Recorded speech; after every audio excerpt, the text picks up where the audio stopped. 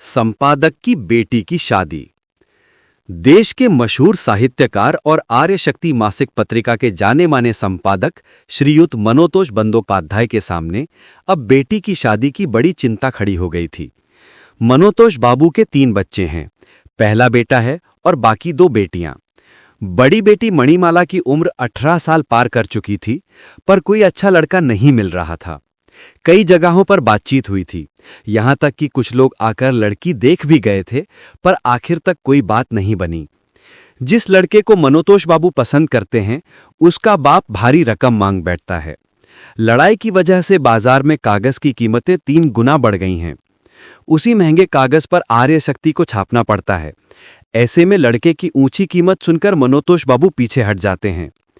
फिर अगर किसी तरह दाम तय हो भी जाए तो लड़के का रूप और गुण सुनकर उनकी पत्नी नाक भौं सिकोड़ने लगती हैं। मनोतोष बाबू को कोई ऐसा लड़का मिल ही नहीं रहा था जो दाम में सस्ता हो और गुणी भी हो, जैसे वे ब्राह्मण की गाय ढूंढ रहे हो।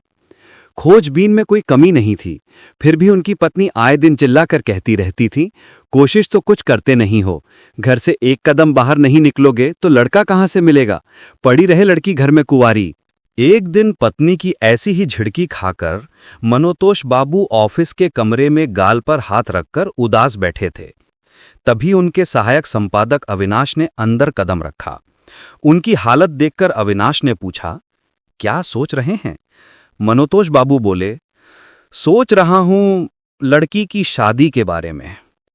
एक लड़का भी तो मन जैसा नहीं मिल रहा, क्या किया जाए? अविनाश बोला, सोच कर क्या करेंगे, जब होना होगा तब अपने आप होगा, होने को कौन टाल सकता है? वो तो मैं जानता हूं, पर अविनाश कुछ देर सिर झुकाकर बैठा रहा और फिर बोला, अच्छा एक काम करें तो। क्या? आर्य शक्ति में एक विज्ञापन ही क्यों ना दे दिया जाए? हाँ, नाम पता छिपा कर रखेंगे वरना दुश्मन हंसेंगे।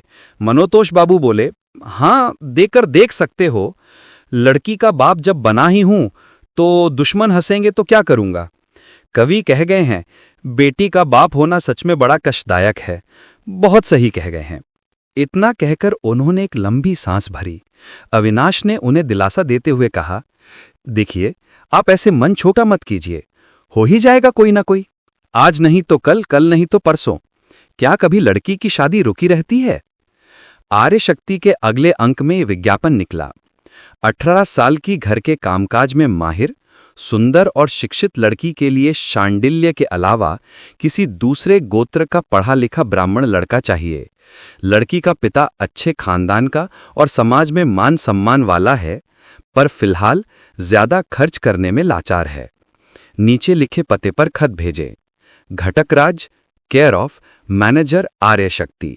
पत्रिका छपने के 1 हफ्ते के अंदर ही करीब 25 खत आ गए। इनमें से ज्यादातर लड़कों के घर वालों ने लिखे थे। उन्होंने पूछा था कि अगर ज्यादा पैसा नहीं दे सकते तो कम से कम कितना दे पाएंगे।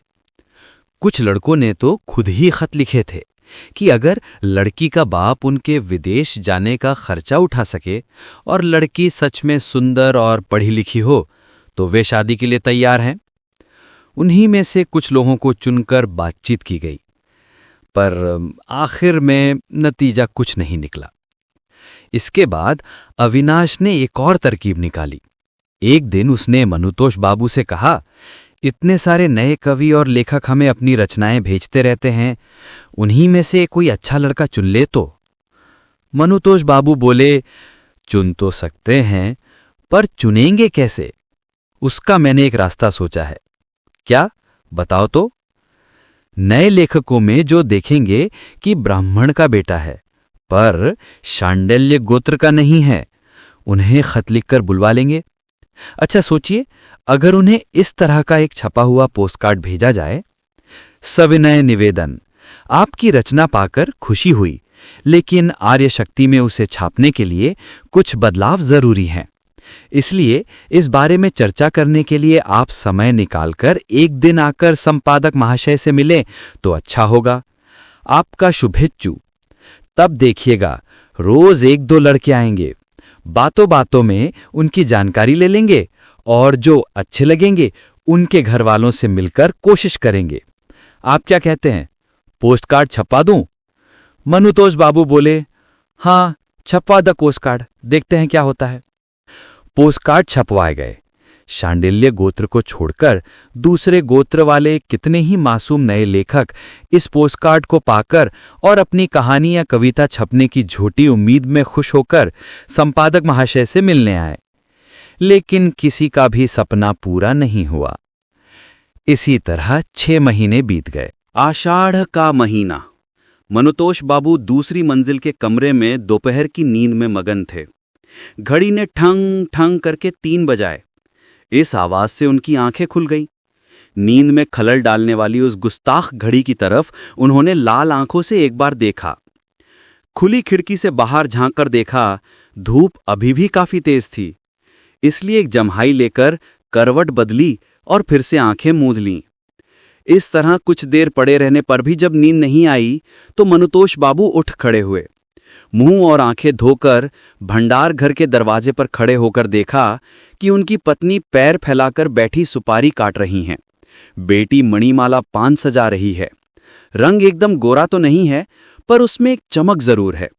आंखें बड़ी बड़ी और खिंची हुई हैं।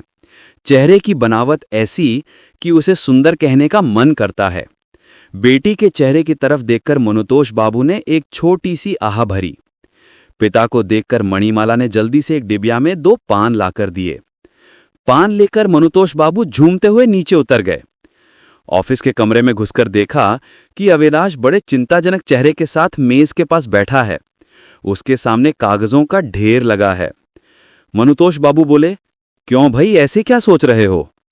अविनाश चौंक कर बोला, जी आ गए आप, जरा देखिए तो सही क्या हाल है। आज की डाक देखिए। ये सब क्या है? कविताएं? जी, बरसात की कविताएं गिनी हैं, कुल मिलाकर 54 हैं। मनुतोष बाबू ने दबी आवाज में पूछा, इनमें कोई ब्राह्मण का लड़का भी है क्या? जी कुछ तो हैं, पर उनकी स्पेलिंग की गलतियां देखकर नहीं लगता कि उन पर मां सरस्वती की कोई कृपा है। खैर, कल उन्हें छपा हुआ पोस्टकार्ड भेज दूंगा। अभी तो। मनुतोष बाबू उन कागजों की तरफ देखकर बोले, ये सारी की सारी बरसात की ही कविताएं हैं? जी, एक तरफ से हेडिंग के हिसाब से सजा कर रखी हैं। ये देखिए, सावन की 7, सावन के बादल की 9, सावन की रात की 5, वर्षा मंगल की 11, वेरा बरसात की 7, वृंदावन में वर्षा की 5 और बाकी 10। अच्छा महाशय, क्या आप बता सकते हैं कि आज अभी आषाढ़ की सिर्फ 5 तारीख है, धूप से लकड़ियां फटी जा रही हैं, और अभी से ये सब कवि सावन की कविताएं कैसे लिख रहे हैं? मनुतोष बाबू बोले, अपनी कल्पना शक्ति के दम पर। अविनाश बड़े ही दुखियारे सुर में बोला, इनकी शक्ति के चक्कर में मुझ गरीब की तो जान निकल गई। रोज रोज मैं ये कविताओं का ढेर कब पढ़ूं और कब इन्हें रिजेक्ट करूं। ऊपर से फिर ताकीद की चिट्ठियां। ये जो इन्होंने आज कविताएं भेजी हैं, इनमें से कुछ 3 दिन, कुछ 4 दिन, और जो बहुत सब्र वाले हैं वे 7 दिन इंतजार करेंगे। उसके बाद से ही चिट्ठियां आनी शुरू हो जाएंगी। महाशय, मैंने पिछली फला तारीख को 3 कविताएं आर्य शक्ति में छपने के लिए भेजी थीं, पर बड़े ही अचरज और अफसोस की बात है कि आपके नियम के मुताबिक 2 पैसे का टिकट साथ भेजने के बावजूद आज तक कविताएं पसंद आने की खबर नहीं मिली और ना ही वे वापस लौट कर आईं। आप जैसे बड़े इंसान से ऐसे बर्ताव की उम्मीद नहीं थी। इन चिट्ठियों ने तो परेशान कर दिया है महाशय। मेरी विनती है आपसे, धूमकेतु वालों की तरह हमारे यहाँ भी ये नियम बना दीजिए कि नापसंद की गई कविता वापस नहीं की जाएगी, और इस बारे में किसी तरह का पत्र व्यवहार करने में संपादक लाचार है। धूमकेतु की तरह समझे आप। जैसे ही कविता मिले फौरन फाड़कर वेस्ट पेपर बास्केट में डाल दी, तब जाकर काम थोड़ा कम होगा। मनोतोष बाबू बोले, क्या ऐसा करना ठीक होगा? कवि लोग चिढ़ जाएंगे। उनमें से बहुत से हमारे ग्राहक भी तो हैं, पत्रिका मंगाना छोड़ देंगे। तो फिर मुझे एक असिस्टेंट दीजिए, अकेला मैं अब और नहीं झेल सकता महाशय। मनोतोष बाबू बोले, बरसात आ रही है, इस महीने थोड़ी भीड़ ज्यादा ही रहती है। अविनाश उत्तेजित आवाज में बोला, सिर्फ इसी महीने महाशय? साल में 4 बार। ये हिसाब देखिए ना। अभी इस बरसात की कविताओं की बाढ़ आई हुई है ना, फिर भादों का महीना शुरू होते ही आगमनी कविताओं का आना शुरू हो जाएगा। उसके बाद माघ की पत्रिका निकलते ही बसंत की कविताओं की जैसे महामारी फैल जाएगी। फिर 2 महीने बाद ही नया साल। कवियों की चिट्ठियों के जवाब देते देते हाथ में दर्द हो गया है महाशय। और क्या सिर्फ चिट्ठियों का हमला होता है? जो स्थानीय कवि हैं, शहर में रहते हैं, वे तो खुद ही ऑफिस आकर चढ़ाई कर देते हैं। आपके आने के बस आधा घंटा पहले लंबे बाल और आंखों पर सोने का चश्मा लगाए एक नौजवान कवि आया था। अपनी कविता रिजेक्ट होने पर ऐसी ऐसी सुनाकर गया कि क्या कहूं। ऐसा तो अक्सर होता ही रहता है। आप हर समय ऑफिस में नहीं बैठते, इसलिए आपको पता नहीं चलता। ठीक इसी समय बाहर से किसी अनजान शख्स की आवाज आई। संपादक बाबू हैं? दोनों ने खुली खिड़की से देखा। एक अच्छे कपड़े पहने और सुदर्शन नौजवान दरबान से यही सवाल पूछ रहा था। अविनाश अचानक सहमकर खड़ा हो गया और बोला, लो, एक और कवि आ गया। मनोतोष बाबू बोले, जानते हो क्या उसे? जी नहीं। तो फिर कैसे जाना कि वो कवि है? जी हां, कवि ही है। उसका बाप भी कवि है। हुलिया नहीं देख रहे? आ रहा है, आप ही उससे बात कीजिए। मुझे बहुत जोर की प्यास लगी है, एक गिलास पानी पीकर आता हूं। कहते हुए अविनाश तेजी से घर के अंदर चला गया।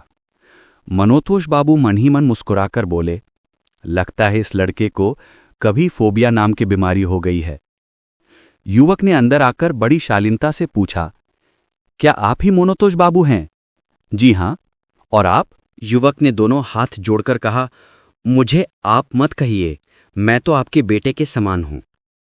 कहते ही वो झुका और उसने मनोतोष बाबू के पैर छुए। अनुभवी संपादक युवक के इस बर्ताव से थोड़े अचरज में पड़ गए।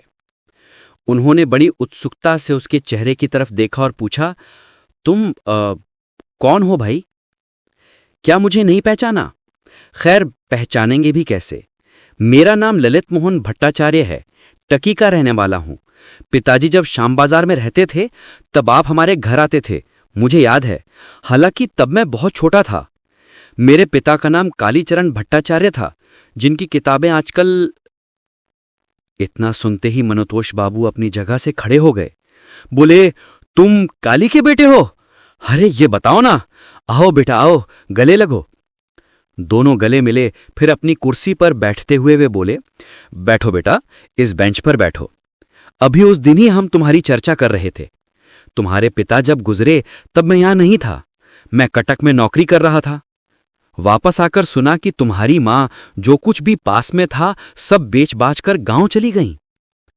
इधर मैं अक्सर सोचता था कि काली दादा का वह बेटा जो था, अगर जिंदा होगा तो अब तक जवान हो गया होगा, पर वो कहां है, क्या कर रहा है, कोई खबर ही नहीं मिलती थी। किससे पूछता? तुम बिल्कुल सही कह रहे हो, मैं तुम्हारे घर अक्सर आता था। तब तुम्हारी उम्र 8 या बहुत हुआ तो 9 साल रही होगी। खैर, अब बताओ कहां हो? सारी बात बताओ बेटा। ललित बोला, जी अब मैं कलकत्ता में ही हूं, बेनेटोला के एक मेस में रहता हूं। पिछले साल बीए पास किया और फिर कलकत्ता कॉरपोरेशन में नौकरी लग गई। नौकरी कर रहे हो? बहुत अच्छा। तुम्हारी मां कहां है? 2 साल पहले उनका देहांत हो गया। अरे, ये तो बड़ा दुख हुआ। गांव में और कौन कौन है? चाचा और चाची हैं, उनके बच्चे हैं, बुआ हैं। शादी कर ली? ललित ने थोड़ा शर्माते हुए कहा, जी नहीं। गांव वांव जाते हो? क्या तुम्हारे चाचा यहां आते हैं? जी नहीं, वे मुझसे ज्यादा खुश नहीं रहते। उन्हें हमेशा यही डर लगा रहता है कि जो भी थोड़ी बहुत जायदाद है, कहीं मैं उसका आधा हिस्सा न मांग लूं। मां की मौत के बाद से वे मेरे साथ बहुत बुरा बर्ताव कर रहे हैं। बड़ों की बुराई नहीं करनी चाहिए, इसलिए कुछ कहना नहीं चाहता। बस उसी दुख की वजह से अब गांव जाना एक तरह से छोड़ ही दिया है। अरे, ये तो बड़े दुख की बात है। कितनी तनख्वाह मिलती है बेटा? जी, 50 रुपए पर भर्ती हुआ था, इस साल 60 हो गए हैं। होने दो, उस नौकरी में तरक्की की गुंजाइश है। सुनकर बड़ी खुशी हुई बेटा, बहुत आनंद हुआ। आहा, आज अगर काली दादा जिंदा होते। आखिर के समय उनकी हालत भी अच्छी नहीं थी, थोड़े कष्ट में पड़ गए थे। देखो तो सही, तकदीर का खेल। जिनकी किताबें बेचकर आज पन्नालाल मित्तर माला माल हो गया है, वे अपने आखिरी दिनों में पैसों की तंगी की वजह से न दवा ले पाए न अच्छा खाना। उनके बेटे को आज 60 रुपए की नौकरी करनी पड़ रही है। सुना है तुम्हारी माँ शायद किताबों के कॉपीराइट बेचकर गई थी। उन्होंने ऐसा क्यों किया? आहा, अगर पिता की किताबें तुम्हारे हाथ में होती तो आज तुम्हें किस बात की चिंता थी? ललित बोला, उन्होंने बेचे नहीं थे, वे तो नीलामी में बिक गए थे। पिताजी पर कुछ कर्ज था। उनकी मौत के बाद लेनदारों ने मुकदमा करके डिग्री ले ली। घर में जो भी साजो सामान था सब नीलाम हो गया। उन 5 उपन्यासों की पांडुलिपि पिताजी की किताबों वाली अलमारी में रहती थी। वो अलमारी, किताबें और पांडुलिपि सब मिलाकर पन्ना मित्तर ने शायद 100 रुपए में खरीद लिए थे। मनोतोष बाबू बड़े ही उत्तेजित सुर में बोले, क्या क्या कह रहे हो? 100 रुपए में अलमारी, किताबें, पांडुलिपि, सब कुछ? जी हां, सुना तो यही है। सब एक ही लॉट में था ना, तो पूरा का पूरा लॉट उसने 100 रुपए में ले लिया। कितनी भयानक बात है। मनोतोष बाबू सन्न रह गए। वही पन्ना मित्तर जो पहले पुरानी किताबें बेचता था ना, हैरिसन रोड के मोड़ पर उसकी एक मामूली सी दुकान थी। इसीलिए गया था आपके पिता की पुरानी किताबें खरीदने। पुरानी किताबें खरीदने गया और जैसे उसकी लॉटरी लग गई। तब पन्ना मित्र इतना बड़ा नहीं था और ना ही उसकी ये पन्ना लाइब्रेरी थी। नई किताबों की दुकान तो अभी बस 5-6 साल पहले खोली है उसने। लाइब्रेरी खोलते ही आपके पिता के उपन्यास छापने शुरू कर दिए। क्या बिक्री हुई, पूरे देश में धूम मच गई। 100 रुपए में खरीदकर किताबें बेचकर इन सालों में कम से कम 5-7 हजार रुपए तो उसने बना ही लिए होंगे। ललित बोला, जी बहुत बनाए हैं। हर किताब के 3-4 एडिशन निकल चुके हैं।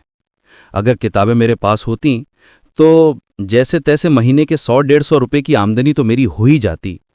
पर अब अफसोस करने से क्या होगा, जो हो गया उसका तो कोई इलाज नहीं है। वो तो है ही। आहा, तभी मैंने कहा था दादा किताबें छपवा लीजिए, दादा किताबें छपवा लीजिए।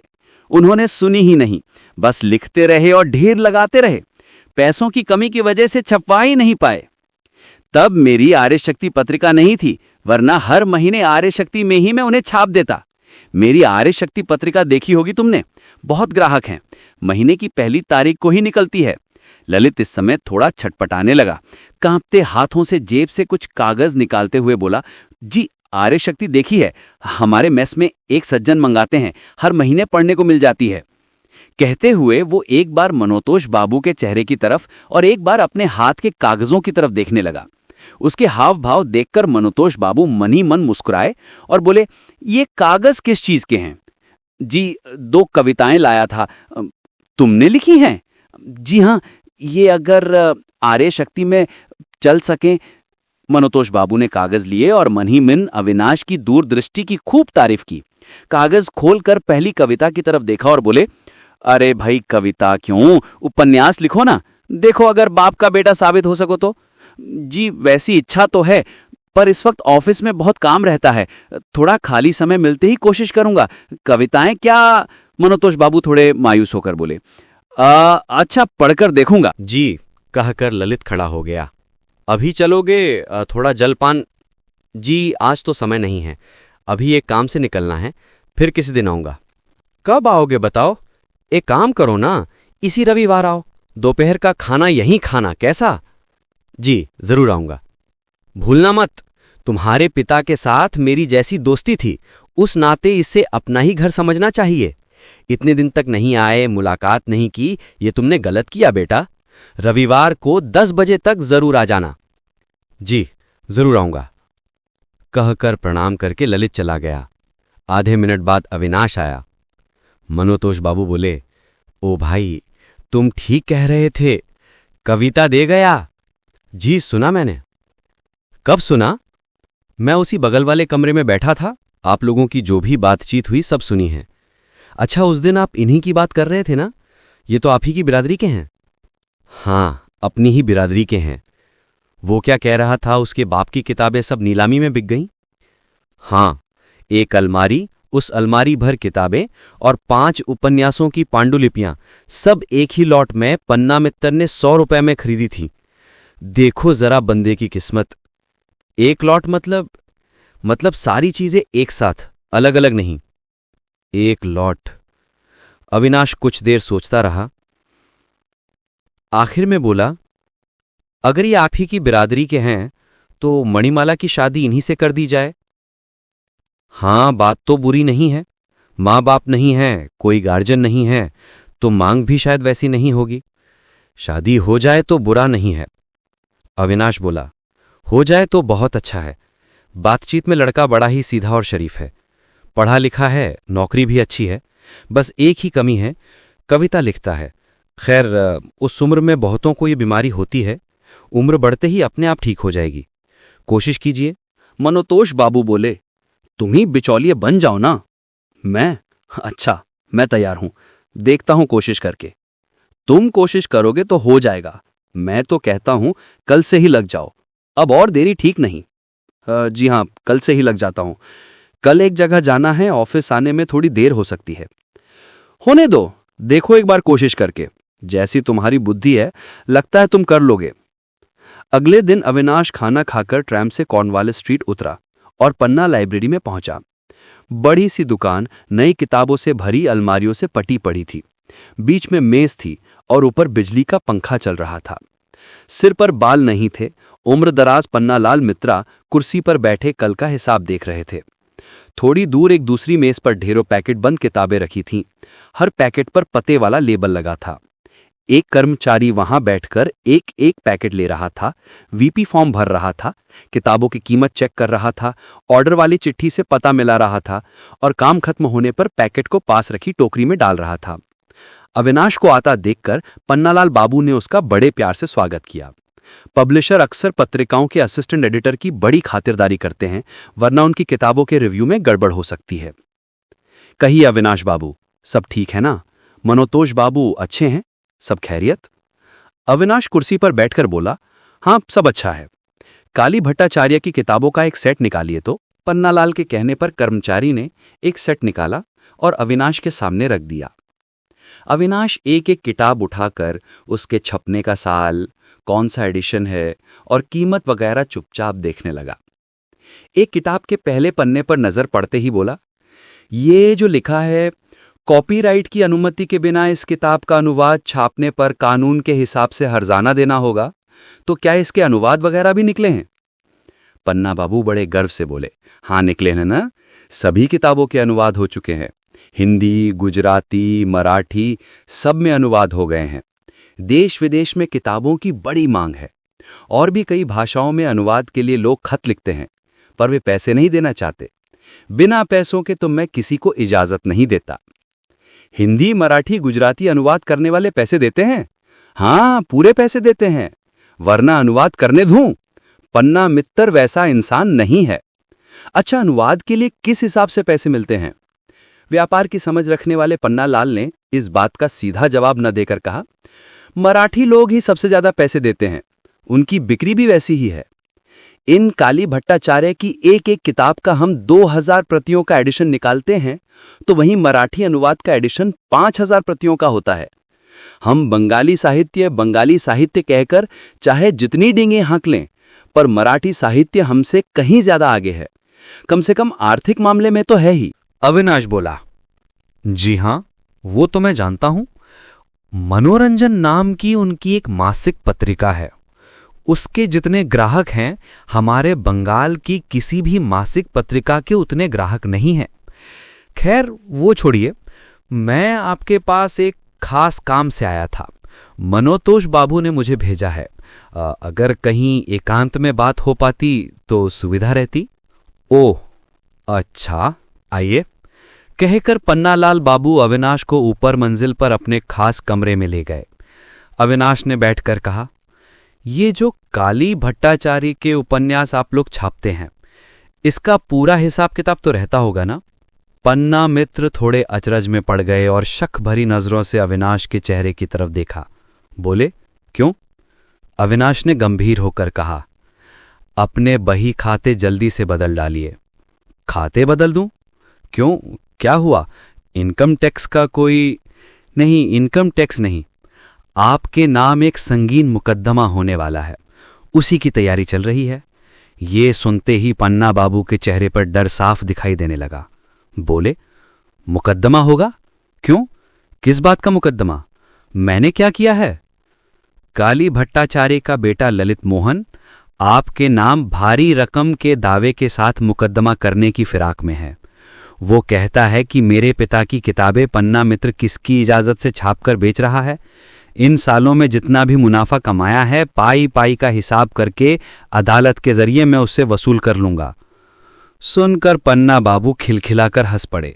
बोले, बस इतनी सी बात? तो करने दो उसे नालिश। किसकी इजाजत से छापा है ये मैं अदालत में ही दिखा दूंगा। ललित नालिश करेगा? बड़ा आया, 60 रुपए की गुलामी करके तो पेट पालता है।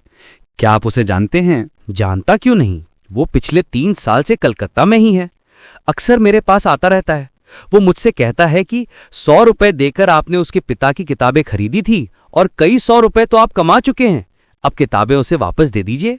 मैं उसे समझाता हूं कि भाई मेरे, जब मैंने 100 रुपए देकर किताबें खरीदी थी तब क्या कोई तुम्हारे बाप का नाम जानता था? मैंने कितने पैसे खर्च करके, कितनी मेहनत करके, कितने लोगों की खुशामद करके किताबों के अच्छे अच्छे रिव्यू लिखवाए और उन्हें मशहूर किया। अब क्या ना उन्हें वापस दे सकता हूं? और दूं भी क्यों? सरेआम नीलामी में खरीदी हैं, ऐसे ही तुम्हें कैसे दे दूं? अविनाश ने पूछा। क्या कोई दस्तावेज है आपके पास? क्यों नहीं है, वरना क्या ऐसे ही किताबें छापकर बेच रहा हूं? पर ललित तो कहता है कि कोई दस्तावेज नहीं है। ललित के कहने से क्या होता है? अच्छा, मैं आपको ही दस्तावेज दिखाता हूं, कहकर पन्ना मित्र उठकर चले गए। कुछ देर बाद वापस आए और अदालत की मुहर लगा हुआ एक सेल सर्टिफिकेट अविनाश के सामने रखकर बोले, ये देखिए, आप तो एक पढ़े लिखे इंसान हैं। आप खुद देखिए कि मैंने काली भट्टाचार्य की किताबें बिना अधिकार के छापी हैं या मुझे छापने का अधिकार है। अविनाश ने देखा कि सेल सर्टिफिकेट में बेची गई चीजों की लिस्ट में अलमारी, पुरानी किताबों की संख्या और 5 पांडुलिपियों का जिक्र है। उसे देखकर वो बोला, जी हां, यहां तो लिखा है उक्त मृतक की हाथ से लिखी 5 पांडुलिपियां। काली भट्टाचार्य की 5 ही तो किताबें हैं ना, ये तो पक्का दस्तावेज है। चलिए, एक बड़ी चिंता दूर हुई। पन्ना मित्र ने पूछा, ललित को ये कुबुद्धि भला कब से सूझी? उसे कौन उकसा रहा है, क्या आप बता सकते हैं? क्या पता, मुझे नहीं मालूम। मनोतोष बाबू ने ललित से ही सुना है। काली भट्टाचार्य शायद मनोतोष बाबू के बचपन के दोस्त थे। कल ललित मनोतोष बाबू से मिलने आया था। उसके जाते ही मनोतोष बाबू ने मुझसे कहा, ओ भाई, जाओ पन्ना बाबू को एक खबर दे आओ। वे हमारी पत्रिका के एक मुख्य विज्ञापनदाता हैं। उनका काफी पैसा हमने खाया है। अभी भी लगभग 150 रुपए का बिल बाकी है। उन्हें सावधान कराओ, क्या पता कुछ कहा नहीं जा सकता। अगर आखिर में मुकदमा हार गए तो उन्हें जो भी करना धरना हो वक्त रहते कर लें। खाते बदलने की बात उन्होंने साफ नहीं कही थी, बस इसी तरह इशारों में बता दी थी। मुझे भी भाई ये बात सुनकर बड़ी चिंता हो गई थी। इसीलिए आते ही सबसे पहले मैंने किताबें मांगी और देखा कि किसका कौन सा एडिशन निकला है। इन 5 किताबों से आपको बहुत मुनाफा होता होगा शायद। पन्ना मित्र ने सावधानी से कहा, हाँ, थोड़ा बहुत तो होता ही है, पर बाजार आजकल बहुत मंदा है। खूब बिक्री तो होनी ही चाहिए। इतनी अच्छी किताबें जो हैं, बंकिम बाबू के बाद ऐसी किताबें तो कोई और लिख ही नहीं पाया, चाहे कोई जितना मर्जी विज्ञापन दे दे। अच्छा, अब मैं चलता हूं माशय। पन्नालाल मित्र अविनाश के साथ साथ नीचे उतरे और बातें करते हुए दरवाजे तक आए। विदा लेते समय अचानक मुड़कर अविनाश बोला, हाँ, एक बात और, हमारे यहाँ पैसों की बड़ी तंगी चल रही है पन्ना बाबू। सावन के अंक के लिए कागज अभी तक नहीं खरीद पाए हैं। आपके विज्ञापन का पैसा क्या? पन्ना बाबू बोले, आप अपना आदमी भेज दीजिएगा, कल ही मैं उसका पेमेंट कर दूंगा। बहुत अच्छा, अब चलता हूं, नमस्कार, कहकर अविनाश विदा हुआ। सामने ही हाईकोर्ट जाने वाली एक ट्राम आ रही थी। वो दौड़कर उस पर चढ़ गया। हाईकोर्ट पहुंचकर जैसे ही वो वकील लाइब्रेरी में घुसा, 4-5 नए वकीलों ने उसे घेर लिया और बोले, अरे अविनाश बाबू, कैसे याद किया? इनमें से कोई आर्य शक्ति का लेखक था तो कोई पाठक। अविनाश बोला, आप ही लोगों के पास आया हूं, जरा एक कानूनी सलाह दीजिए मुझे। एक खाली मेज ढूंढकर सब वहां बैठ गए। तब अविनाश ने नाम और पता छिपाकर सारा मामला उन्हें समझाया। आखिर में उसने पूछा, क्या इसमें किताबों का कॉपीराइट चला गया? एक वकील बोल उठा, बिल्कुल नहीं, कॉपीराइट भला क्यों जाएगा? बाकी वकीलों ने भी कहा, नहीं, कॉपीराइट नहीं बिका है। अविनाश बोला, पर बिक्री तो हुई है, फिर बिका क्या है? पहले वकील बोले, वो तो बस हाथ से लिखे कुछ कागज हैं, कॉपीराइट बिल्कुल अलग चीज है। मान लीजिए बंकिम बाबू के घर पर उनकी विश्ववृक्ष किताब की असली पांडुलिपि रखी है। अब कोई पांडुलिपि इकट्ठा करने वाला, जिसे अंग्रेजी में मैन्यूस्क्रिप्ट हंटर कहते हैं, जाकर अगर 500 रुपए देकर उनसे वह पांडुलिपि खरीद लाए, तो क्या इसका मतलब ये हुआ कि विश्ववृक्ष का कॉपीराइट उसका हो गया? इसे कॉपीराइट बेचना नहीं कहते। आपके इस केस में अगर कॉपीराइट बिका होता तो सेल सर्टिफिकेट में यह बात साफ साफ और विस्तार से लिखी होती। अविनाश ने मुस्कुराकर पूछा, क्या आपकी यह राय बिल्कुल पक्की है? एक वकील तुरंत उठे और लाइब्रेरी से एक किताब उठा लाए। सबने मिलकर उसके एक हिस्से को पढ़ा और चर्चा की। फिर बोले, नहीं, कॉपीराइट नहीं गया है। अविनाश बड़े खुश मन से आर्य शक्ति के ऑफिस लौट आया, पर उसने मनोतोष बाबू को कुछ नहीं बताया। आज रविवार है। संपादक महाशय के घर पर अविनाश का भी न्योता है। वो नहा धोकर सुबह 8 बजे ही पहुंच गया। मनोतोष बाबू घर पर नहीं थे। अविनाश सीधे अंदर चला गया और संपादक की पत्नी से मिला। पिछले साल जब से वो पश्चिम की यात्रा करके लौटा था, इस घर में अविनाश की खातिरदारी बहुत बढ़ गई थी। तभी से वो घर के बेटे की तरह अंदर बेरोक-टोक आता जाता था। उसने चाची से कहा, चाची माँ, क्या ललित के बारे में पिताजी ने आपसे कुछ कहा है? अच्छा, अगर मणिमाला की शादी उससे कर दी जाए तो कैसा रहेगा? हाँ, कहा तो है। लड़का देखने सुनने में और पढ़ाई लिखाई में अच्छा ही सुना है। उन्होंने बताया कि बिचौलिए का काम तुम्हें ही सौंपा गया है। जी हाँ। क्या तुमने उससे कोई बात की है? नहीं, अभी नहीं की। उससे पहले जरा जमीन तैयार करनी होगी चाची माँ। एक काम कीजिए। क्या? बताओ। ललित आज आए तो उसे एक बार मणिमाला को दिखा दीजिए। ज्यादा तामझाम मत कीजिएगा, समझे आप?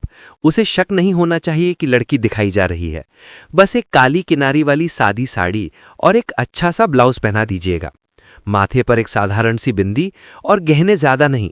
मुंह पर अगर पाउडर वगैरह लगाना हो तो बिल्कुल नाम मात्र का, समझे आप? जब हम खाना खाने बैठेंगे तब मणि पिताजी के पास बैठकर उन्हें पंखा झलेगी। आजकल का लड़का है ना, पहले देख तो ले, फिर मौका देखकर मैं बात छेड़ूंगा। जो भी करना होगा कर लूंगा। चाची मान गई। खाना खाने के बाद ललित ने चाची को प्रणाम किया और बोला, काकी माँ, अब चलता हूं। काकी माँ बोली, अभी चल दिए बेटा, इस दोपहर की धूप में न जाते तो क्या हो जाता, यहीं थोड़ी देर आराम कर लो, बिस्तर लगवा देती हूं। ललित बोला, नहीं काकी माँ, मुझे बहुत काम है, अभी मैस ही जाना होगा, फिर किसी दिन आऊंगा। आओगे क्यों नहीं बेटा, तुम्हारे पिताजी और इनके बीच जैसी दोस्ती थी और तुम्हारी माँ के साथ मेरा जैसा रिश्ता था, उस नाते तुम पराये नहीं हो, घर के बेटे ही लगते हो। घर के बेटे की तरह ही आना जाना रखा करो। यहीं क्यों नहीं रहने आ जाते कुछ दिन? मेस में खाने पीने की बड़ी तकलीफ होती है। माँ के देहांत के बाद से ललित ने इतने मीठे और प्यार भरे शब्द नहीं सुने थे। उसका मन हुआ कि इस प्यार भरे न्योते को स्वीकार कर ले, पर खुद को संभालते हुए बोला, मेस में रहते रहते अब आदत हो गई है काकी माँ, अब कोई तकलीफ महसूस नहीं होती। और फिर मेरा ऑफिस भी यहां से काफी दूर पड़ेगा। बीच बीच में आता रहूंगा, मुलाकात करता रहूंगा। फिर कब आओगे? ललित ने थोड़ा सोचकर कहा, परसों शाम को आऊंगा काकी माँ। नीचे उतरकर ललित ने देखा कि ऑफिस के कमरे में बैठा अविनाश प्रूफ सुधार रहा है। ललित को देखकर वो बोला, चल दिए क्या? हाँ, अब चलता हूं। क्या सावन की पत्रिका का काम अभी से शुरू हो गया? हाँ, दूसरे फॉर्म का ऑर्डर प्रूफ आ गया है। पहले फॉर्म में आपकी ये कविता गई है ना? ललित ये सुनते ही उछल पड़ा। छप गई क्या? कौन सी? सावन के बादल, कहकर अविनाश ने दराज खींचकर उसमें से पहले फॉर्म की छपी हुई फाइल निकाली।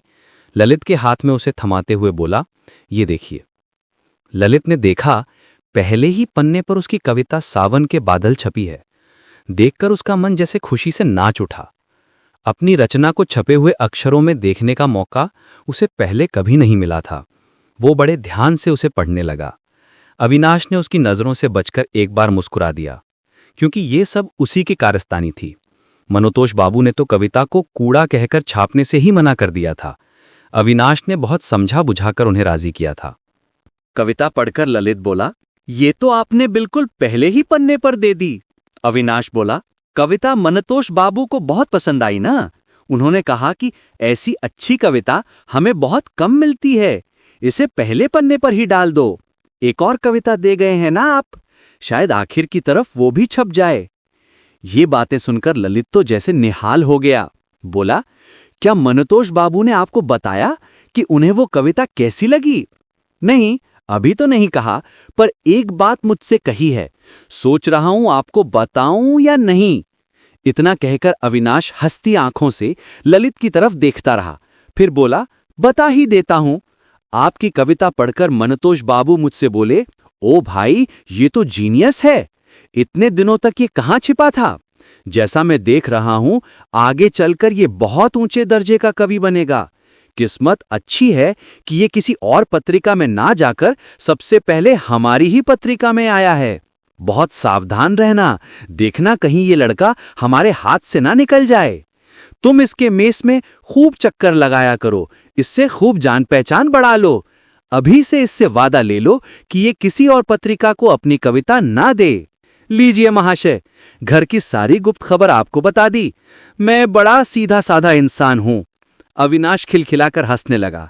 ललित खुशी से निहाल होकर बोला, जी, अगर मेरी कविता आप लोगों को पसंद आती है और आप उसे छापते हैं तो मैं किसी और पत्रिका के पास कभी नहीं जाऊंगा। इस बारे में आप बिल्कुल बेफिक्र रह सकते हैं। ललित के किसी और पत्रिका के पास न जाने की एक वजह और भी थी। उसकी बहुत सी कविताएं पहले कई पत्रिकाओं के ऑफिस से वापस आ चुकी थी, लेकिन उसने इस बात को बताना जरूरी नहीं समझा। मनोतोष बाबू की इस दुर्लभ काव्य परखने की शक्ति को देखकर वो दंग रह गया और उस असाधारण गुण वाले व्यक्ति के प्रति उसका मन श्रद्धा से झुक गया। वो एक जीनियस है और उसकी कविताएं सच में ऊंचे दर्जे की हैं। इस बात पर मनोतोष बाबू के साथ उसका कोई मतभेद नहीं था। इसके बाद अविनाश ने अक्सर ललित के मेस में आना जाना शुरू कर दिया।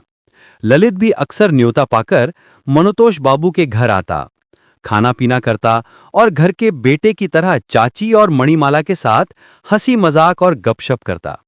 छोटे छोटे बच्चों के साथ खेलता। मेस लौटते वक्त वो नीचे ऑफिस के कमरे में जरूर रुकता और अविनाश के साथ 1-2 घंटे बिताता। अविनाश उसकी कविताओं की जमकर तारीफ करके बहुत जल्द उसका दिल जीत चुका था। दोनों की उम्र में कोई बहुत ज्यादा फर्क नहीं था, इसलिए उनकी जान पहचान जल्द ही दोस्ती में बदल गई। अविनाश बाबू देखते ही देखते अविनाश दा हो गए और अब तो बस अविनाश रह गए थे। एक दिन शाम को गोल दिघी के किनारे टहलते हुए ललित ने पूछा, अविनाश, तुमने इतनी पढ़ाई लिखाई की है, 50 रुपए की असिस्टेंट एडिटिंग आखिर कब तक करोगे? तुम्हारा परिवार भी छोटा नहीं है, किसी और नौकरी की कोशिश क्यों नहीं करते? क्या 50 रुपए में तुम्हारा काम चल जाता है?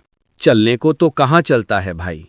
पुरखों का कुछ पैसा है जिसका ब्याज मिलता है, कुछ किताबें लिखी हैं उनसे कुछ मिल जाता है, छोटा भाई नौकरी करता है वो कुछ ले आता है, बस सब मिलाकर किसी तरह गुजारा कर लेता हूं। अब कोई और नौकरी देगा भी कौन भाई। पर मेरा एक बिजनेस का इरादा है, देखते हैं क्या होता है। कैसा बिजनेस? एक किताबों की दुकान खोलूंगा, बहुत मुनाफा है।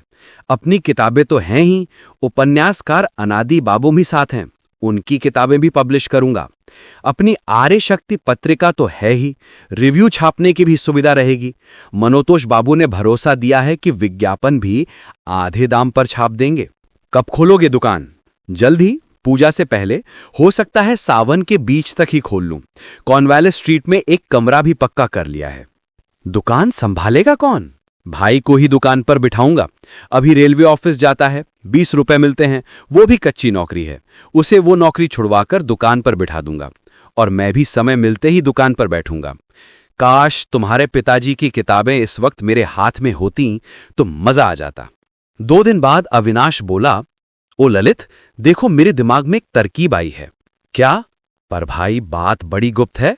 मनोतोष बाबू या उनकी पत्नी से, यहां तक कि मणिमाला से भी बातों बातों में ये जिक्र मत करना, तभी बताऊंगा। जब तुम इतना कह रहे हो तो मैं किसी को नहीं बताऊंगा, तुम बेफिक्र रहो। अब बताओ तो सही, मामला क्या है? अविनाश ने बहुत ही धीमी आवाज में कहा, पन्ना मित्तर ने तुम्हारे पिता की किताबें एक तरह से धोखा देकर ही खरीदी हैं। क्यों ना उसके साथ जैसे को तैसा वाला खेल खेला जाए?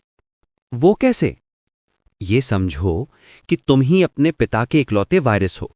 तुम्हारे पिता का जो कुछ भी था वो सब अब तुम्हारा है।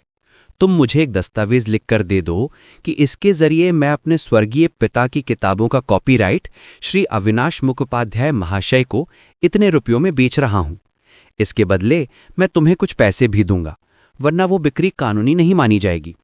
फिर दुकान खोलते ही उस दस्तावेज के दम पर मैं तुम्हारे पिता की किताबें छापना शुरू कर दूंगा। ललित ने पूछा, क्या पन्ना मित्तर मुकदमा नहीं करेगा? करने दो, मेरे सगे मामा ससुर हाईकोर्ट के वकील हैं। मेरा वकील का एक पैसा खर्च नहीं होगा। हाईकोर्ट में मामला खींचने में भी 2 साल लग जाएंगे। इन 2 सालों में तो मैं तुम्हारे पिता की ढेरों किताबें बेच लूंगा। पन्ना मित्तर ने जो दाम रखा है, मैं हर किताब का दाम उससे 4 आने कम रखूंगा। सब मेरे दुकान से ही खरीदेंगे। फिर आगे जो होगा, कम से कम मेरा जो मानना है वो भी बताता हूं। पन्ना जब देखेगा कि मुकदमा लड़ते लड़ते उसके पैसों की बर्बादी हो रही है, दुकान का काम छोड़कर कागजों का पुलिंदा दबाए वकील के घर और हाईकोर्ट के चक्कर काटते काटते उसकी जान पर बनाई है, तब वो खुद ही समझौते की बात करेगा। तब मैं उससे कहूंगा कि सारी नहीं तो कम से कम कुछ किताबों का कॉपीराइट लिख कर दे दो। अगर 2 किताबें भी मिल गईं तो बुरा क्या है, जो मिल जाए वही सही। क्या कहते हो, दोगे दस्तावेज? ललित बोला, अच्छा, सोच विचार कर तुम्हें बताता हूं। अगले दिन ललित बोला, देखो भाई, इस बारे में मैंने बहुत सोच विचार किया। लिखकर तो मैं तुम्हें अभी दे सकता हूं, पर मुझे डर लगता है कि कहीं आखिर में तुम मुसीबत में ना पड़ जाओ। वकील की फीस ना सही, पर दूसरे और भी तो कई खर्च होते ही हैं। हाई कोर्ट में मुकदमा लड़ना क्या कोई आसान बात है भाई? अगर पन्ना मित्तर ने समझौता नहीं किया और आखिर में हर जाने के साथ तुम्हारे खिलाफ फैसला आ गया, तब तुम क्या करोगे? नहीं नहीं, ये सब तरकीबें छोड़ दो। पर अविनाश जब भी मिलता ललित से इस बारे में जिद करने लगता। ललित किसी तरह राजी नहीं होता था, पर अविनाश हार मानने वाला नहीं था। आखिर में ललित कहने लगा, अच्छा, पहले तुम दुकान तो खोलो, फिर जो होगा देखा जाएगा। आषाढ़ का आखिरी हफ्ता। सुबह से ही रुक रुक कर बारिश हो रही है। पूरब की खिड़की से आसमान का जो हिस्सा नजर आ रहा था, वह पूरी तरह बादलों से ढका हुआ था। मेस में लकड़ी के तखट पर बैठकर ललित ने चाय का एक प्याला खत्म किया और एक नई एक्सरसाइज कॉपी खोलकर कविता लिखना शुरू किया। पिछले कुछ दिनों से वह लगभग हर रोज एक कविता लिख डालता है।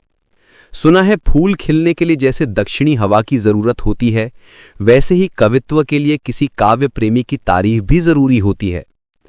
सच तो यह है कि इन 2-3 हफ्तों से अविनाश ने ही उसके काव्य उपवन में उस दक्षिणी हवा का काम किया है। आर्य शक्ति के आने वाले अंक के जितने भी फॉर्म छपे हैं, उनमें ललित की दोनों कविताएं जा चुकी हैं।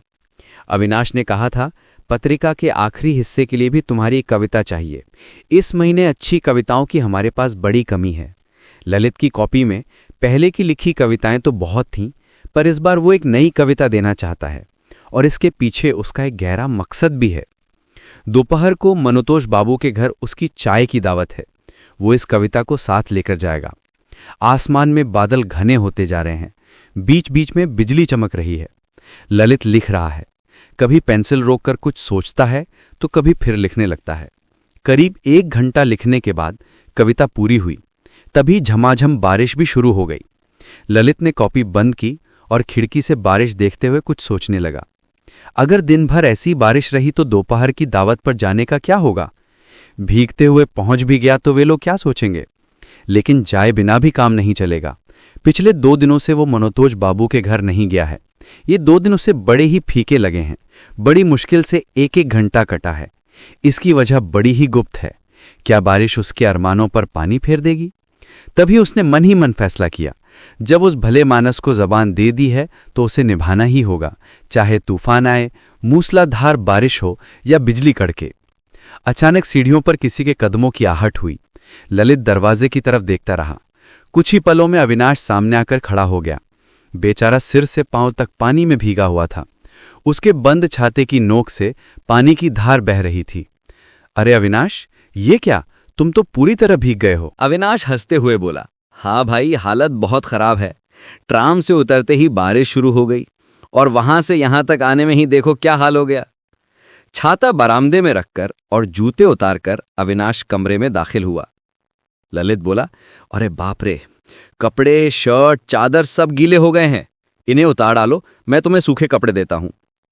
भीगी शर्ट उतारकर और तौलिए से बदन पोंछकर अविनाश ने सूखे कपड़े पहन लिए।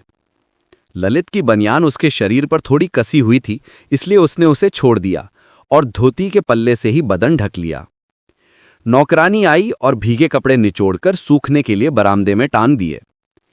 अविनाश बैठकर बोला, कहाँ है, मेरी कविता दो। ललित बोला, क्या तुम इस मूसलाधार बारिश में इतनी दूर सिर्फ कविता के लिए आए हो? तो फिर और किस लिए? तुमने मुझे दावत पर तो बुलाया नहीं था। कहकर अविनाश हंसने लगा। ललित बोला, दोपहर को तो तुम लोगों के यहां जाना ही है, सोचा था कविता साथ ही ले जाऊंगा। सुबह उठते ही लिखने बैठ गया था, अभी बस कुछ देर पहले ही खत्म की है। दिखाओ दिखाओ, देखूं तो सही। ललित बोला, इसमें अभी कुछ सुधार नहीं किया है, पहले ठीक कर लूं फिर देखना। नहीं, दिखाओ, जैसी है वैसी ही दिखाओ। अभी वैसी जमी नहीं है जैसी मैं चाहता हूं, अभी कई जगहों पर बदलाव करने होंगे। अच्छा आओ ना, दोनों मिलकर पढ़ते हैं और साथ में बदलाव भी कर लेंगे। निकालो तो सही, यही कॉपी है ना? कहकर अविनाश ने कॉपी खोल ली। पहले पन्ने पर नजर पड़ते ही बोला, सावन की एक रात, वाह वाह, नाम तो बहुत ही अच्छा है। इतना कहकर वो मन ही मन पढ़ने लगा।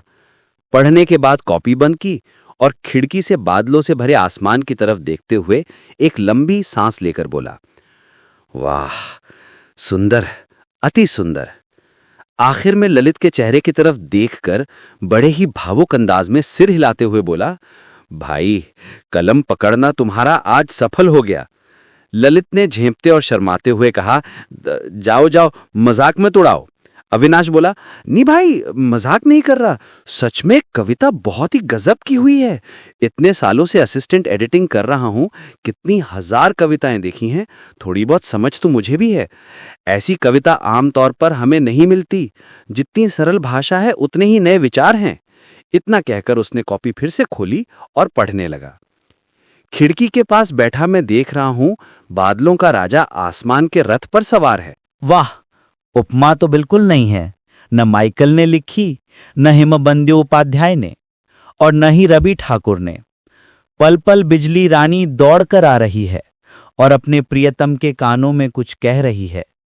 ये नजारा देखकर हाय मेरा दिल न जाने किस लिए हाहाकार कर रहा है, हाहाकार कर रहा है, हाहाकार कर रहा है। वाह, बहुत ही सुंदर। इस तरह कुछ पल कविता के रस का आनंद लेने का नाटक करने के बाद अविनाश फिर पढ़ने लगा। वो दिन जब उसे पहली बार देखा था, उसके बेमिसाल रूप से आंखें भर गई थीं। आंखों की नींद उड़ गई, चेहरे की हंसी खो गई। उसके चेहरे को याद करके बस आंसू बहा रहा हूं। सावन की ये रात आज अंधेरे में डूबी है, हाय हाय, कहाँ है मेरे दिल का चैन। यहां तक पढ़कर अविनाश अचानक रुक गया। बड़े मजे के साथ ललित के चेहरे की तरफ एक दो बार देखा। आखिर में बोला, क्यों भाई, मामला क्या है? किसी के प्यार में पड़ गए हो क्या? ललित ने मुंह घुमाकर कहा, क्या बिना प्यार की कविता नहीं लिखी जा सकती? अविनाश बोला, क्यों नहीं लिखी जा सकती? बिल्कुल लिखी जा सकती है। हमारे मनोतोष बाबू भी कहते हैं कि कल्पना शक्ति के दम पर लिखी जा सकती है। हाँ, उसके बाद क्यों मैंने उसे देखा, क्या फल पाया, न जाने मेरी किस्मत में वो अमृत है या जहर।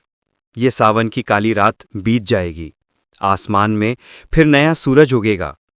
मेरे इस जीवन की अंधेरी रात क्या कभी बीतेगी? क्या मैं कभी सूरज की रोशनी देख पाऊंगा?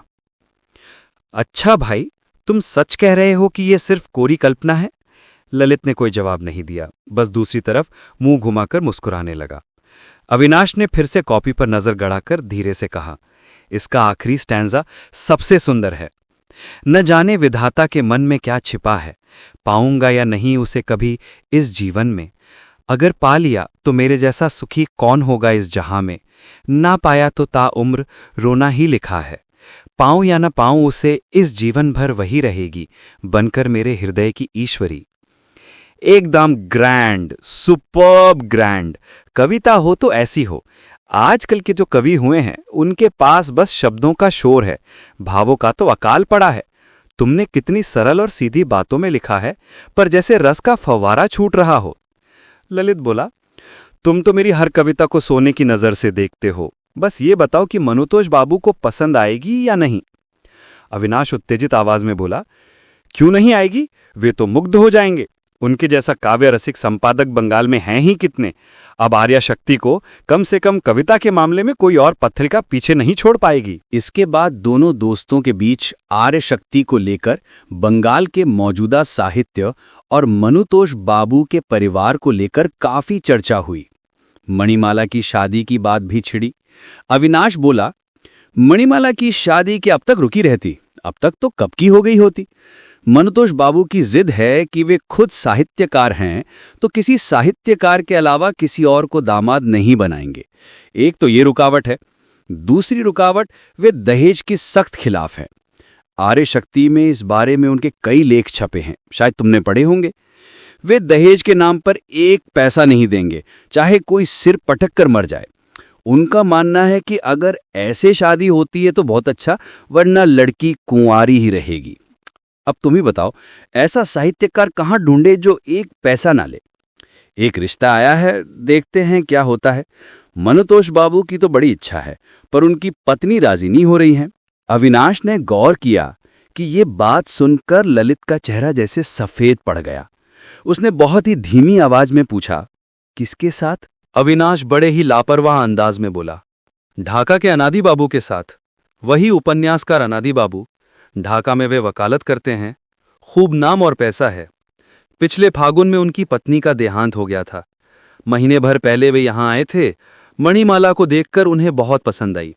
खुद शर्म के मारे मनुतोष बाबू से कह नहीं पाए तो मुझे आकर पकड़ा। बोले, भाई ये काम तुम्हें जैसे भी हो करवाना ही होगा। मनुतोष बाबू के ख्यालों को मैं जानता हूँ। मैं एक पैसा नहीं लूंगा, यहाँ तक कि लड़की को गहने कपड़े भी उन्हें नहीं देने होंगे। सगाई की रस्म में मैं खुद सारे गहने भेज दूंगा। उनकी बात सुनकर मैंने हंसते हुए पूछा, मुझे बिचौलिए का क्या इनाम मिलेगा? उन्होंने कहा, अगला जो उपन्यास मेरा छपेगा उसे मैं तुम्हारे नाम कर दूंगा। मैंने कहा, अच्छा कोशिश करके देखता हूं। मनुतोष बाबू तो फौरन राजी हो गए। बोले, लड़का तो बहुत अच्छा है, जितना पढ़ा लिखा है उतना ही काबिल भी। उपन्यास लिखकर नाम भी खूब कमाया है। वकालत में पैसा भी बहुत है। मेरी तो पूरी मर्जी है, देखते हैं पत्नी क्या कहती है। पर उनकी पत्नी ने जैसे ही सुना कि लड़का दो जबर है, वे अड़ गई। एक तो दूसरी शादी है, ऊपर से 3-4 बच्चे भी हैं। मनुतोष बाबू उन्हें समझा रहे हैं कि दूसरी शादी है तो क्या हुआ, उम्र भी तो कोई ज्यादा नहीं है, बस यही 42 या 43 साल। चाची को काफी समझा रहे हैं। सुना है अब वे थोड़ी नर्म पड़ी हैं, देखते हैं आगे क्या होता है। जाहिर है अनादि बाबू वाली ये पूरी कहानी अविनाश के अपने दिमाग की उपज थी। ललित कुछ कहना चाहता था, उसके होंठ भी थोड़े हिले, पर मुंह से कोई शब्द नहीं निकला। वो सिर झुकाकर चुपचाप बैठा रहा। बारिश अब थम चुकी थी। अविनाश बोला, काफी देर हो गई भाई, अब मैं चलता हूं। ललित ने मायूस नजरों से देखते हुए कहा, तुम्हारे कपड़े तो अभी सूखे नहीं हैं अविनाश, मेरी शर्ट भी तुम्हें नहीं आएगी। अब यहीं नहा खा लो ना, दोपहर को फिर दोनों साथ ही चलेंगे। अविनाश बोला, नहीं ललित, मुझे बहुत काम है भाई, यहां रुकना मुमकिन नहीं है, वरना रुक जाता। अब तुम्हारी ये धोती पहनकर ही चला जाता हूं, तो मुझे एक चादर दे दो, वही ओढ़ लूंगा। ललित की सिल्क की चादर ओढ़कर और छाता हाथ में लेकर अविनाश बोला, दोपहर को पक्का आ रहे हो ना? हाँ जरूर आऊंगा। कविता आज ही प्रेस भेजनी है, उसे साथ लाना मत भूलना भाई। नहीं भूलूंगा, तुम बेफिक्र रहो। अच्छा चलता हूं, कहकर अविनाश अपने भीगे जूते पहनकर सीढ़ियां उतरने लगा। अगले दिन सुबह के 7 भी नहीं बजे थे कि ललित अविनाश के घर पहुंच गया। दरवाजे पर खड़े होकर वो उसे आवाज दे रहा था। कौन है? कहकर अविनाश अपनी बालकनी में आकर खड़ा हुआ। उसे देखते ही, अरे ललित, कहकर वो दौड़कर नीचे आया और दरवाजा खोल दिया। उसने देखा कि ललित के हाथ में अखबार में लिपटी हुई उसकी कल वाली धोती और शर्ट थी। ललित का चेहरा उतरा हुआ था और आंखें अंदर धसी हुई थीं। अविनाश बोला, तुम्हारा चेहरा ऐसा क्यों हो गया है? तबीयत तो ठीक है ना? ललित बोला, कल पूरी रात मुझे नींद नहीं आई। अविनाश ने शरारत करते हुए पूछा, क्यों, कोई कविता लिख रहे थे क्या? नहीं, कविता वविता नहीं, एक बड़ी भारी चिंता में पड़ गया हूं, इसीलिए तुमसे मशवरा करने आया हूं भाई। ओह, कहकर अविनाश ललित को बैठक में ले जाकर बिठाया।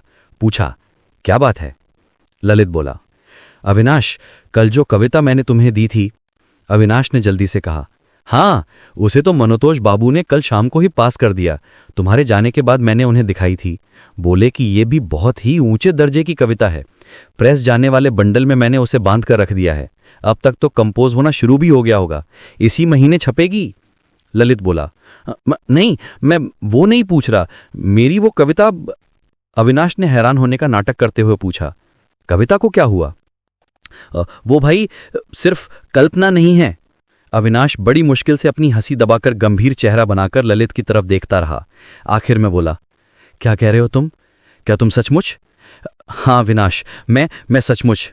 काफी हिचकिचाहट और मुश्किल के बाद ललित ने अपने मन की गुप्त बात अविनाश को बता दी। पूरी बात सुनकर अविनाश कुछ पल खामोश बैठा रहा। आखिर में बोला, ऐसी बात है, मुझे तो अंदाजा ही नहीं था। ललित बोला, सब तो सुन लिया, अब तुम ही बताओ क्या रास्ता है।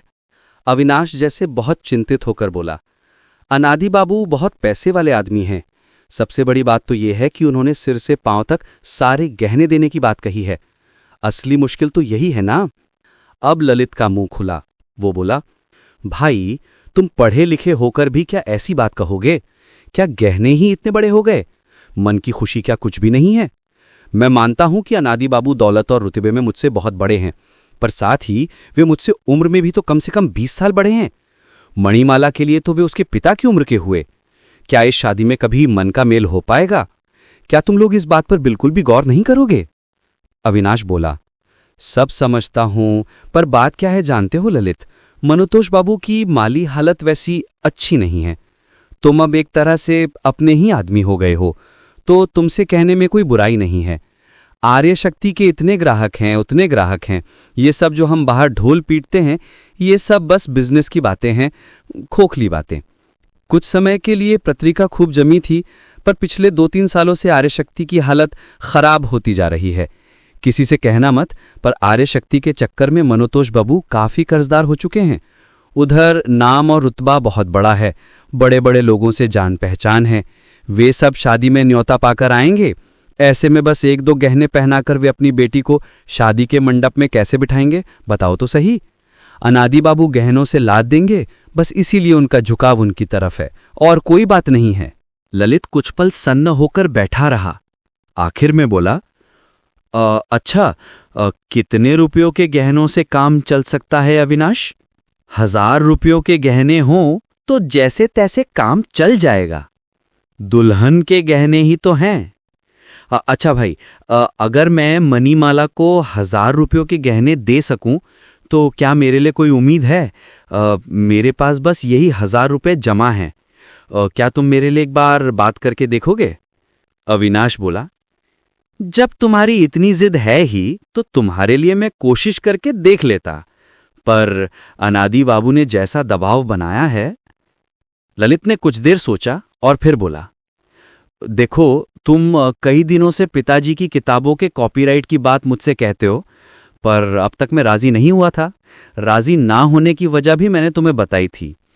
अच्छा, अब एक प्रस्ताव रखता हूं। तुम भाई मेरी ये मदद कर दो, मैं तुम्हें कॉपीराइट लिखकर दे दूंगा, पर मैं इसकी कोई कीमत नहीं लूंगा भाई। मैं तुम्हें कॉपीराइट दान पत्र के तौर पर लिखकर दूंगा। बताओ, क्या इस बिचौलिए के काम के लिए तुम तैयार हो? अविनाश ने कुछ देर सोचने का नाटक किया, फिर बोला, अच्छा, जब तुम इतना कह ही रहे हो तो पैसे मत देना। मैं मनोतोष बाबू और चाची मां से बात करके एक बार कोशिश करता हूं। ललित ने जोश में कहा, तुम कोशिश करोगे तो हो जाएगा भाई। अविनाश ने दूसरी तरफ देखकर कुछ देर और जैसे सोचा। आखिर में बोला, पर अगर मैं कामयाब हो गया तो मेरा इनाम मुझे साथ के साथ ही चाहिए भाई। तुम ये कहोगे कि पहले शादी हो जाए फिर कॉपीराइट लिख कर दूंगा, तो मैं ये नहीं सुनूंगा। ललित ने उत्साह के साथ कहा, बस इतनी सी बात? अच्छा, जिस दिन तुम आकर मुझे खबर दोगे कि वे राजी हो गए हैं, उसी दिन तुम मुझसे दस्तावेज लिखवा लेना। अच्छा, तो फिर मैं कोशिश करता हूं, पर देखो भाई, अपनी जबान से फिरना मत। नहीं फिरूंगा, तुम बेफिक्र रहो। 2 दिन बाद अविनाश ने ललित के मेस में आकर खबर दी कि मनोतोष बाबू और चाची मां दोनों राजी हो गए हैं। आज शाम को उन्होंने ललित को खाने पर बुलाया है, शायद इसी बारे में बात करना उनका मकसद है। सुनकर ललित को जैसे 7वें आसमान की खुशी मिल गई। उसकी आंखें भर आई। अविनाश का हाथ अपने हाथों में थामकर बोला, भाई, तुमने मुझे उम्र भर के लिए अपना गुलाम बना लिया। शाम को ललित दावत पर पहुंचा। मनोतोष बाबू अभी शाम की सैर से नहीं लौटे थे। चाची मां ललित को अकेले में ले गई और बोली, हां बेटा, क्या तुम मेरी मणि से शादी करना चाहते हो? ललित शर्म के मारे सिर झुकाकर बैठा रहा। चाची बोली, ये तो बड़े सुख की बात है बेटा। मणि तुम्हें इतनी ही पसंद है तो तुम उसे अपना लो, हमें इसमें कोई एतराज नहीं है। पर एक बात है। ललित बोला, क्या बात है मां, बताइए। ये शुभ काम फिर इसी सावन के महीने में ही निपटाना होगा, वरना अघन के महीने से पहले तो शादी का कोई मुहूर्त नहीं है। भादो के महीने में मणि का जोड़ा साल शुरू हो जाएगा। भादो उसका जन्म का महीना है ना, जोड़ा साल में शादी नहीं करनी चाहिए। ललित बोला, जी तो सावन में ही सही। मैं भी यही कहती हूं, शुभ काम में देरी कैसी? क्या हम गांव में तुम्हारे चाचा को चिट्ठी लिखें? नहीं, उसकी कोई जरूरत नहीं है मां। मेरी फिक्र में उनकी नींद थोड़े ही उड़ी जा रही है। मैं जिंदा हूं या मर गया वे इसकी खबर तक नहीं लेते। उन्हें चिट्ठी लिखने की कोई जरूरत नहीं है। जैसा तुम कहो वैसा ही होगा। एक और बात बेटा। जी मां, बताइए। मणि को शादी के बाद कहाँ रखोगे? पहले 2-4 महीने तो वो यहीं रहेगी, उसके बाद एक छोटा सा घर किराए पर लेकर उसे ले जाऊंगा। चाची मां बोली, यही तो थोड़ी मुश्किल है बेटा। तुम्हारे घर में तो कोई औरत गार्जियन नहीं है, कोई मौसी, बुआ या चाची। मणि अभी बच्ची है, क्या वो अकेले किसी घर में रह पाएगी? इसके अलावा तुम्हारी तनख्वाह भी अभी कम है। जब तक तनख्वाह बढ़ नहीं जाती तब तक अगर मणि यहीं रहे तो अच्छा होगा बेटा। गांव में मेरी एक बुआ हैं, कोशिश करूंगा तो शायद उन्हें बाद में यहां ला सकूं, पर उसमें तो अभी वक्त है मां, वो तो बात की बात है। सब बातों पर गौर करके आप लोग जो अच्छा समझे और मुझे सलाह दें, मैं वही करूंगा। मनोतोष बाबू सैर से लौट आए और अपने होने वाले दामाद का बड़े लाड़ प्यार से स्वागत किया। पंचांग देखा गया तो 27 सावन शादी के लिए अच्छा दिन निकला। अगले दिन अविनाश सुबह 8 बजे ही ललित के पास पहुंच गया। बोला, क्या आज दोपहर 2 बजे के बाद हाईकोर्ट वाले इलाके में आ सकोगे? क्यों? तो फिर आज वो दस्तावेज लिखा जा सकता था। कहते हो तो आ जाऊंगा। अविनाश ने अटॉर्नी के घर का पता बता दिया। बोला, मैं ठीक 2 बजे सीढ़ियों के पास खड़ा रहूंगा, तुम देरी तो नहीं करोगे ना? नहीं, देरी क्यों करूंगा? ललित, मेरी इस जल्दबाजी को तुम क्या समझ रहे हो मैं नहीं जानता। शायद तुम्हें लग रहा होगा कि मैं तुम पे भरोसा नहीं कर रहा, कि कहीं शादी होने के बाद तुम मुकर ना जाओ, धोखा ना दे दो। ऐसी बात नहीं है भाई। दुकान खोलने का सारा इंतजाम कर लिया है। जन्माष्टमी के दिन ही दुकान खोलूंगा। मेरी बड़ी इच्छा है कि उसी दिन तुम्हारे पिता की पहली किताब पब्लिश करूं, बस इसीलिए थोड़ी जल्दी कर रहा हूं। ललित बोला, लिखकर तो दे रहा हूं, पर देखो भाई, अगर आखिर में किसी मुसीबत में फंसे तो मुझे दोष मत देना। सही समय पर अटॉर्नी के घर जाकर दान पत्र लिखा गया। अगले दिन उसकी रजिस्ट्री भी हो गई। रजिस्ट्री ऑफिस से बाहर निकलकर अविनाश बोला, एक बात याद रखना भाई, मनोतोष बाबू या उनके घर में किसी को भी इस कॉपीराइट को खरीदने वाली बात का जरा भी पता न चले, समझे? नहीं, जब इतने दिनों तक नहीं बताया तो अब क्यों बताऊंगा? ललित को ट्राम में बिठाकर अविनाश अटॉर्नी के ऑफिस गया। वहां जाकर बोला, 12,000 के दावे के साथ पन्ना मित्र के नाम एक नोटिस लिखना है। बिना अधिकार के और गलत तरीके से काली भट्टाचार्य के 5 उपन्यास छापकर बेचने से इन 5.5 सालों में खर्च वगैरह काटकर उसे कम से कम 10,000 का मुनाफा हुआ है। अनुवाद का हक बेचकर भी उसे कम से कम 2,000 रुपये मिले हैं। इन 12,000 रुपयों के दावे के साथ उसे एक नोटिस भेज दीजिए। अटॉर्नी ने नोटिस भेज दिया कि अगर 1 हफ्ते के अंदर पन्ना मित्र ने यह पैसा नहीं दिया तो 1 हफ्ते बाद हाई कोर्ट में उसके खिलाफ मुकदमा दर्ज होगा। आर्य शक्ति का सावन अंक निकल गया। मनोतोष बाबू अब शादी की तैयारियों में जुट गए। उनके दोस्त उनसे कहने लगे, ये तो सचमुच एक साहित्यिक शादी है। छोटे बड़े सभी साहित्यकारों को न्योता देकर शादी की रात को एक बड़ा साहित्य सम्मेलन ही बना डालना चाहिए। सब कुछ तो ठीक था, पर पैसा कहाँ है? उसी की तो सबसे बड़ी किल्लत है। पैसों की कमी की वजह से शादी की तैयारियां बहुत धीमी रफ्तार से चल रही थी। शादी में बस 5 दिन बाकी थे।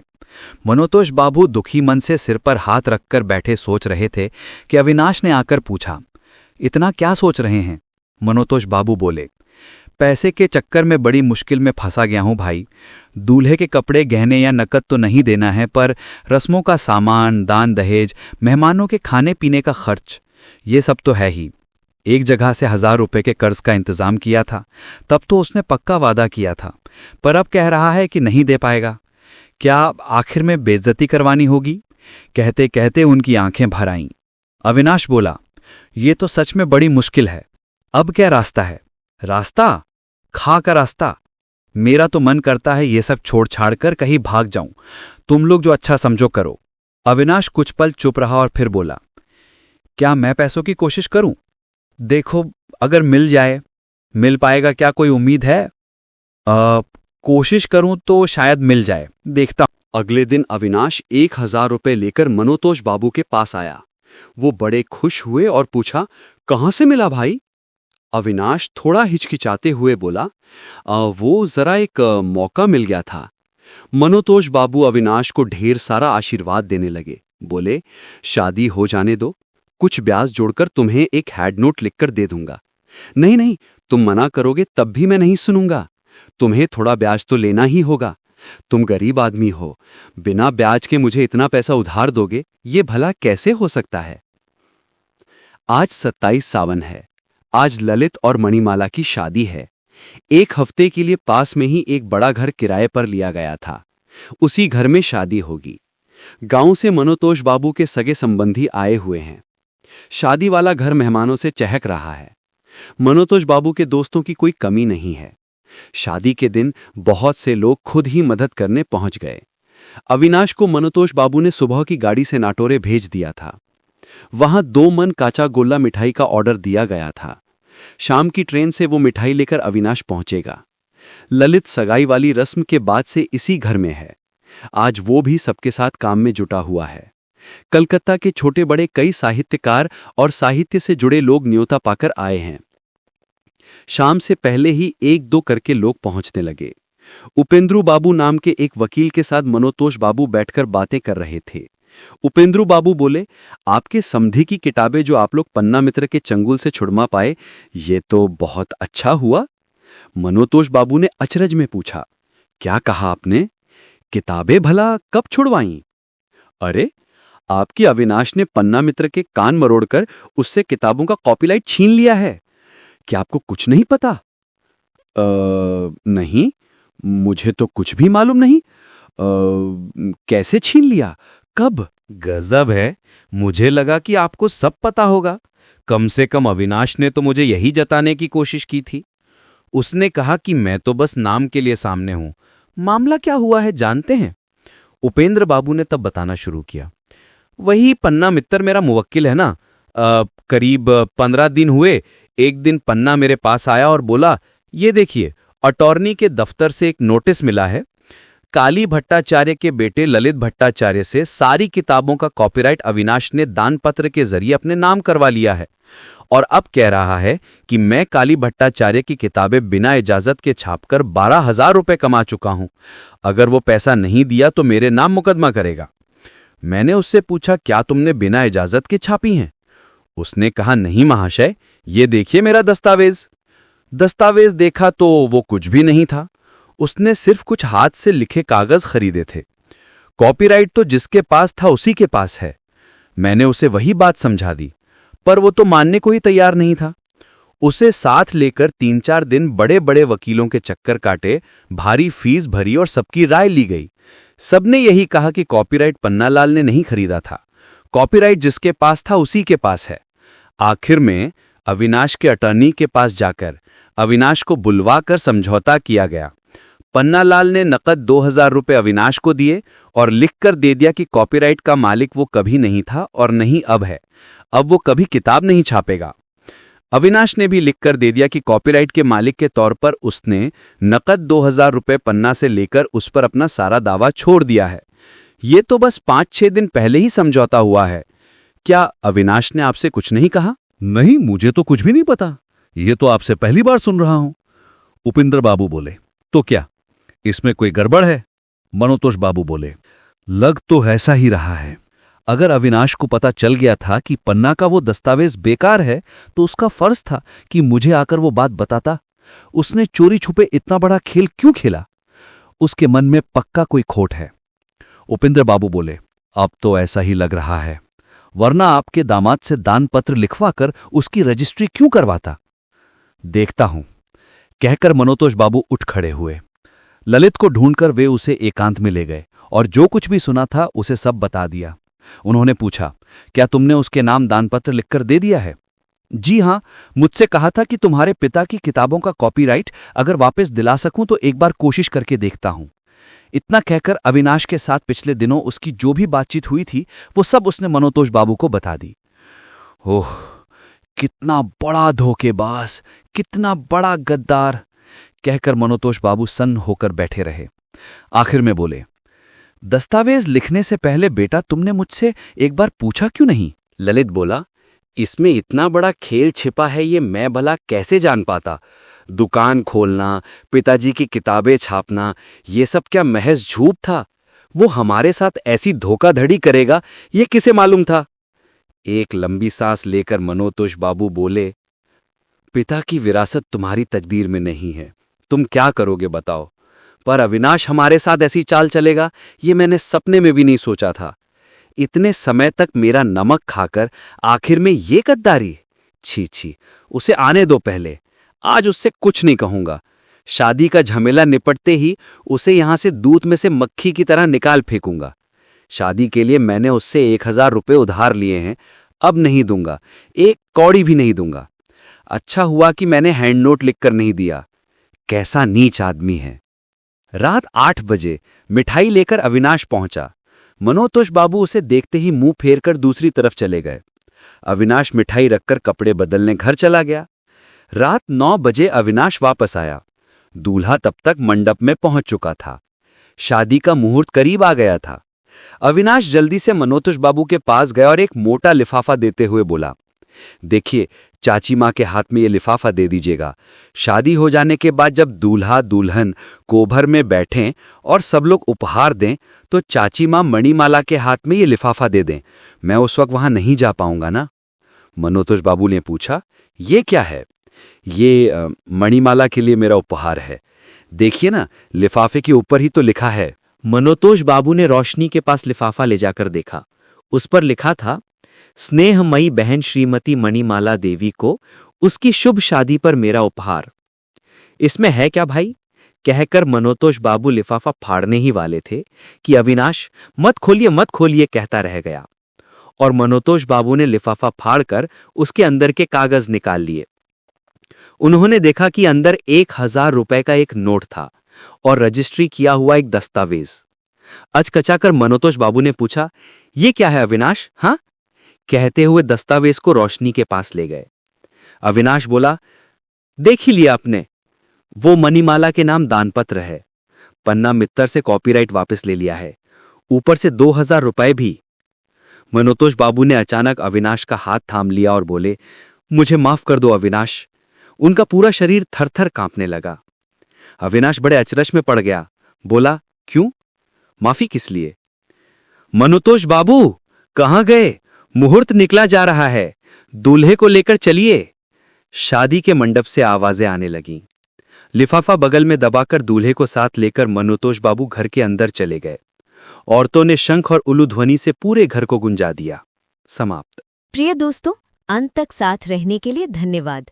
कृपया हमें प्रोत्साहित करने के लिए इस वीडियो को लाइक, शेयर और सब्सक्राइब करें। आपका सहयोग ही हमारी सबसे बड़ी प्रेरणा है। धन्यवाद।